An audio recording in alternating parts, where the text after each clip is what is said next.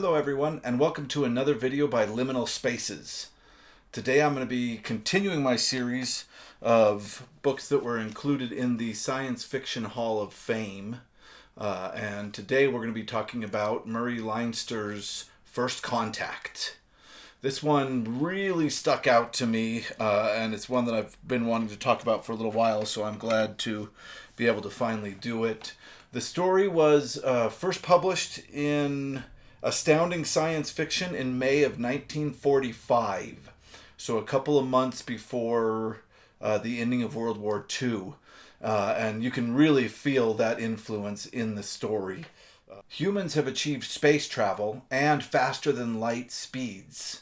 They are heading towards the Crab Nebula in a spaceship when their radar picks up another ship. Right away, they know that that is not a human vessel and that they are about to experience first contact with an alien species. The humans and the aliens begin to communicate the best they can. They go through a large process to be able to communicate. This story is considered the first story that has the concept of a universal translator. Very cool. They have a computer that they run all these mathematics and codes through that create a code that allows these two species to communicate. It's very interesting.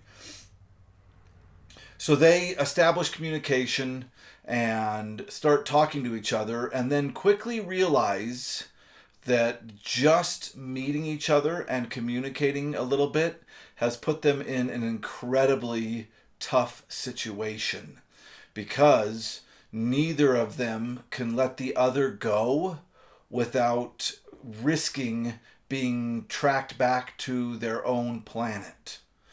So, of course, the humans are very afraid that these aliens are going to be able to track their ship back to Earth. So it's locked them in this insane stalemate. So, in order to kind of put off the inevitable, they start communicating with each other. And the story revolves around a man named Tommy Dort and an alien on the other ship who Tommy has named Buck. And it's about them communicating back and forth and kind of finding out that they have a lot in common. The aliens are humanoid, but they see in the infrared spectrum, and they communicate through microwaves. So to us, it looks like they communicate telepathically. And we communicate, of course, through sound waves. And to them, it seems like we communicate what they would consider kind of telepathically as well. So they kill time. These two captains kill time by communicating, of trying to solve this incredible problem of how they can leave each other without destroying each other. And everything is really pointing towards destroying one another. I'm going to stop here for just a second, because if you want to read this story, that's just kind of the ground situation and a little bit about what's going on. It is very much worth a read, and the way that they solve it is very enjoyable. And I am going to describe the rest of that in this video, but I just wanted to give you a moment to jump off if you're hoping to not have spoilers. So if you'd like to read this little novella, it is in the Science Fiction Hall of Fame book, and is very much worth a read. From here on out, there will be spoilers. All right, so Tommy keeps talking with Buck, and Buck has kind of an interesting sense of humor, because he'll be talking with Tommy and they'll say, you know, hey, I'm actually kind of glad I met you. This is incredible that we're able to kind of create a friendship here. And then Buck will respond, yeah, it is. Too bad we're going to have to kill each other.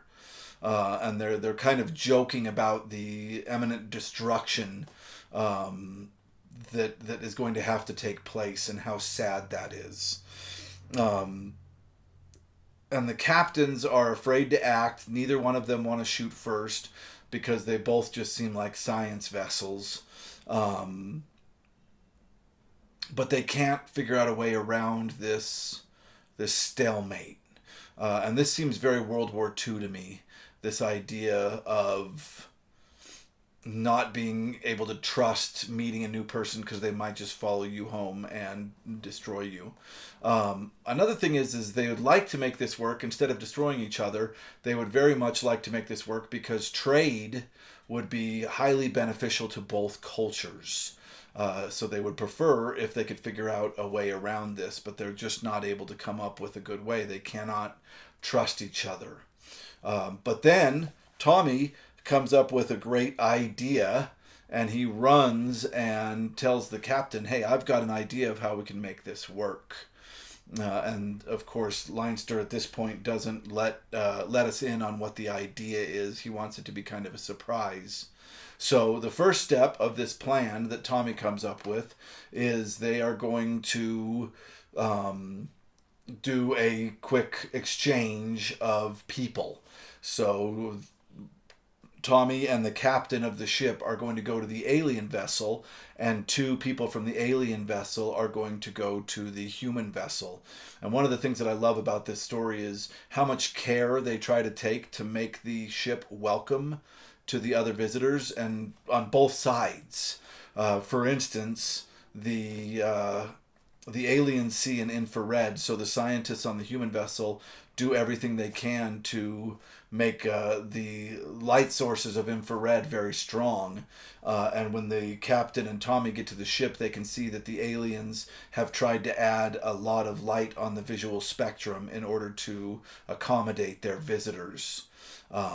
So Tommy and the captain go into this ship. They come face to face with the aliens of the ship, and they begin communication.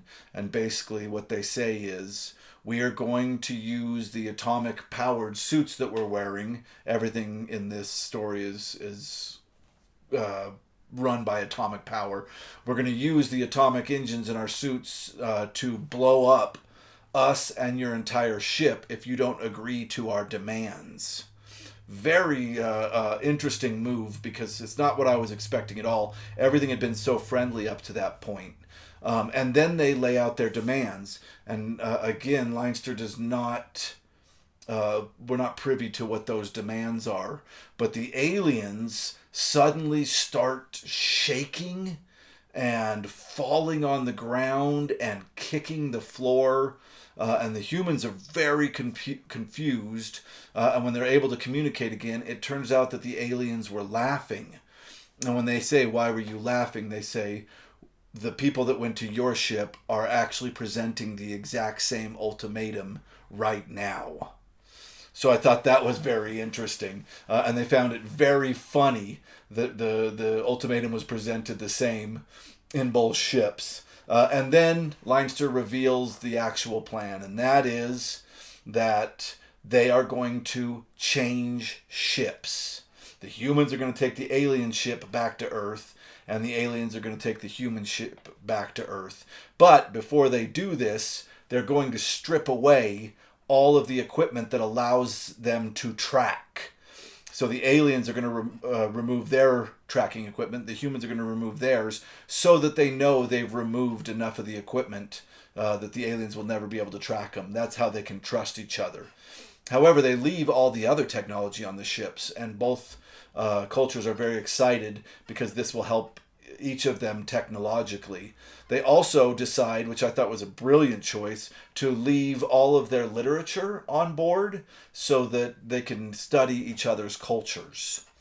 And they also agree to meet a certain amount of years into the future in the same spot. So they strip the ships, and as they're flying away, the captain wonders whether or not they're going to actually meet in a few years.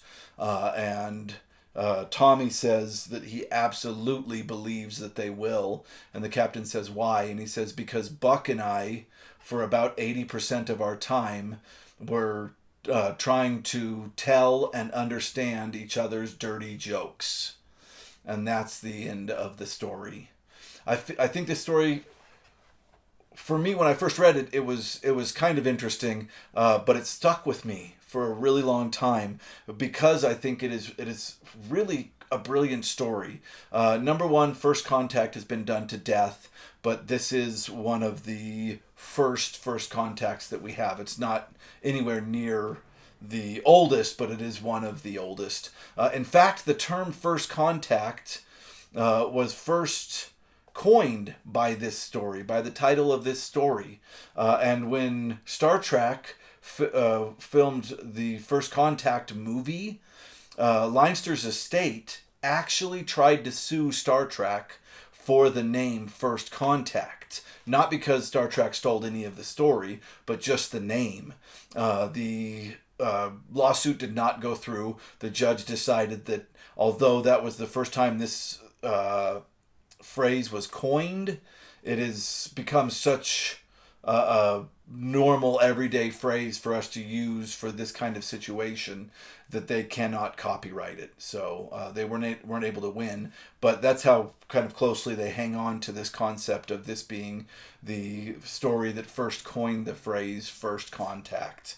And I like how the two cultures connect with each other, how scared they are of each other, but how similar they are, even though they are so different.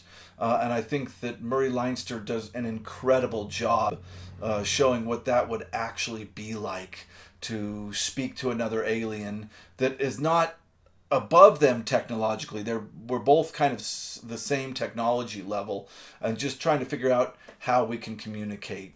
It was really beautifully done. I give this one easily an 8 out of 10 from this collection of novellas and short stories. One of the best in there, and I really recommend that you read it. Well, thank you very much for watching to the end. If you like this video, please click the like button. And if you like this kind of content, please subscribe to our channel. There'll be a lot more of it in the future. Thank you so much.